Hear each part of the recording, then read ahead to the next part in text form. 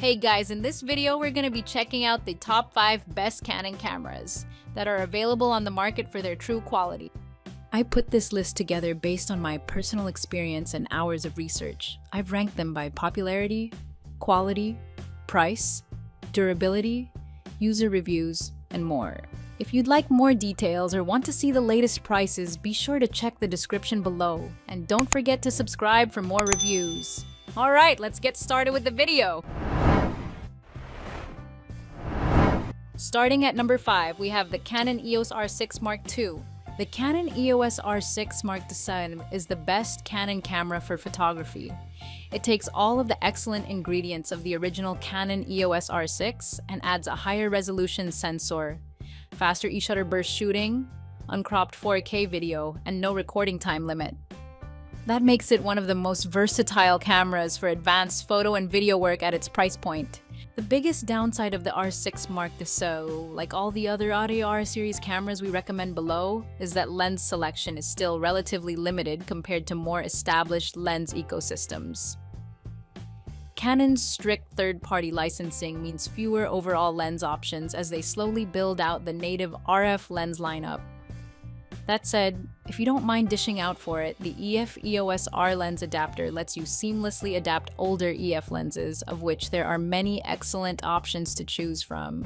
Ultimately, if you're looking for a camera that can take stunning images with a set-it-and-forget-it autofocus system, excellent ergonomics, and advanced video specs, the R6 Mark II is hard to beat.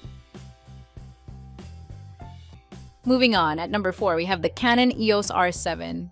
If the Canon EOS R6 Mark II is out of your price range, the Canon EOS R7 is an excellent APS-C option that sits at a lower price point. There are more portable APS-C cameras out there, but the R7 is a remarkably versatile camera, with quick 15 FPS mechanical burst shooting and a highly sophisticated autofocus system borrowed from the pro-level Canon EOS R3.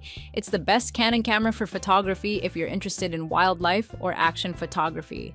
It's also very well-rounded for video work with in-body image stabilization, IBIS, and 4K recording at up to 60 FPS. That said, the R7 suffers from the same problem as the R6 in that lens selection is still limited, but you can always adapt EFS DSLR lenses if you have them, and don't mind buying an adapter. Speaking of DSLRs, if you're willing to give up some of the R7's advanced video features, the Canon EOS 90D is a great alternative with a higher resolution and longer battery life. It's also cheaper than the R7, though it's even bulkier and falls behind mirrorless models for video work. At number 3, we have the Canon EOS R10. The Canon EOS R10 is the best entry-level camera in Canon's mirrorless lineup. In typical Canon fashion, it's lightweight, with an accessible user interface and controls, good ergonomics, and a fully articulated screen. It's a bit more portable than the Canon EOS R7, but doesn't feel as premium or sturdy, and it has no weather sealing. You also lose out on more advanced features like IBIS and dual SD card slots. Still, the sensor captures excellent image quality, and the camera uses essentially the same autofocus system as its higher-end sibling, so it can accurately detect and track moving subjects. It's also a surprisingly capable video camera, with 4K recording at up to 60 FPS, albeit with a significant crop at 60 FPS, as well as internal 10-bit capture in its HDR PQ mode, despite lacking more advanced features like log recording. Ultimately, this is the best Canon camera for beginners and budding hobbyists, offering a great balance of features for its price. At number 2, we have the Canon EOS R50. The Canon EOS R50 is one of the best budget mirrorless cameras on the market. Its portable, lightweight design makes it a great everyday or travel camera. Thanks to simple controls and intelligent auto modes, it's also one of the best Canon cameras for beginners. Its image quality is great for its class, using the same sensor as the Canon EOS R10 above, and it has a very effective autofocus system, albeit a simplified version of the AF found on higher-end models. Unlike the older Canon EOS M50 Mark II, the R50 uses the RF lens mount, so you can pair it with both APS-C and full-frame RF lenses.